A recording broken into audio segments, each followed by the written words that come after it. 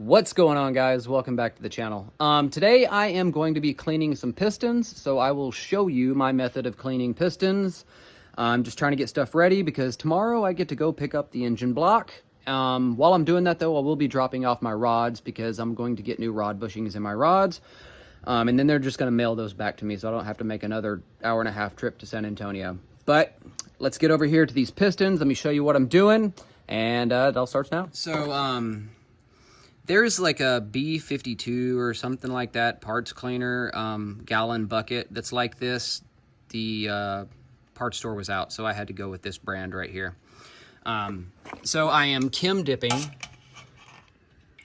the pistons about 20 minutes or so, and then I'm scrubbing with a brass brush. And then I'm also using an O-ring pick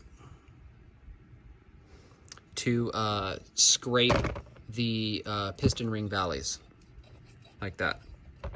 So I'm pulling them out of the Kim dip, and then I'm scraping the piston ring valleys, and then brushing, and then Scotch brighting.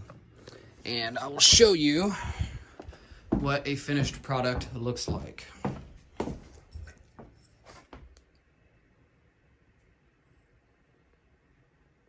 Come on, focus. They look pretty darn good to me.